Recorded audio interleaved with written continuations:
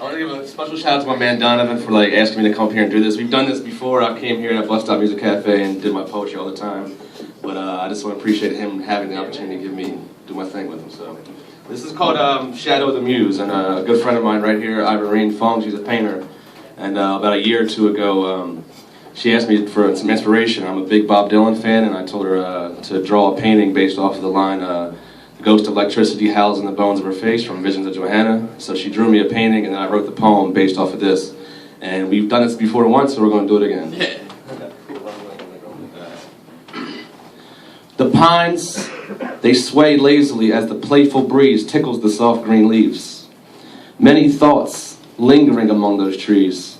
Thoughts of yesterday when the hue of colorful language between lovers of a royal pedigree shattered his understanding of God.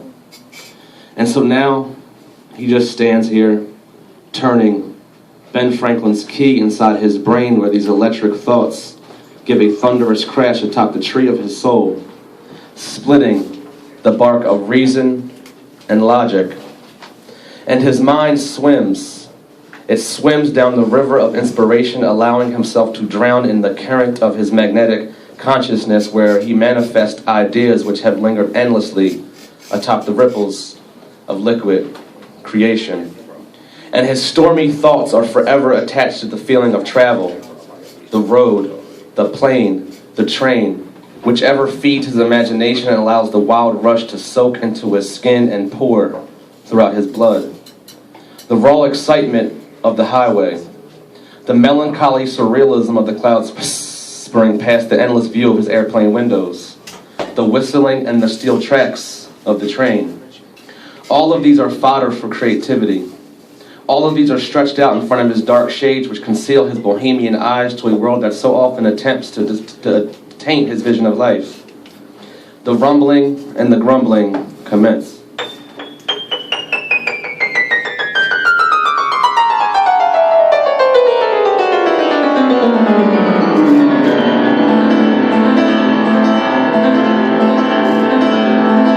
The blue sky turns gray.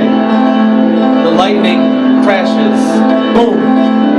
Illuminations begin to flash against the open sky of his mind, falling to the page below. Stormy waves of inky inspiration flash restlessly in an attempt to propel him to his destiny where these electric thoughts will punch the ticket to his railroad dreams.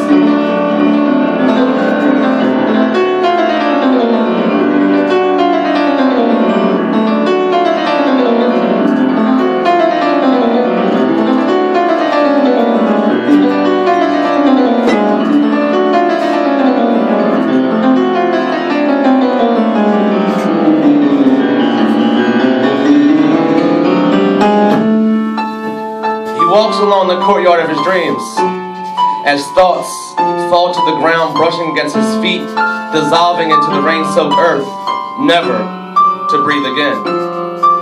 He, in anguish, called upon the Muse. "Seek her and she will come," he whispered softly.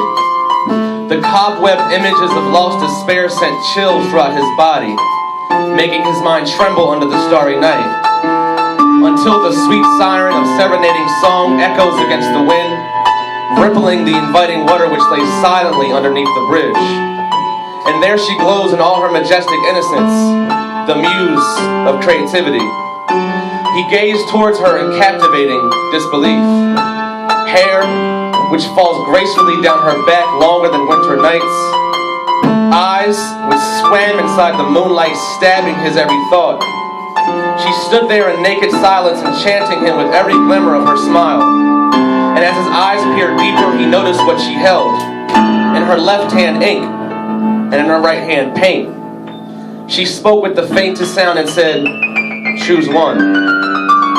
He reached into her left hand and immersed himself into the depths of her ink and felt the exhilaration of concentrated thought. He spoke not a word, as his mind was pierced with her eternal light.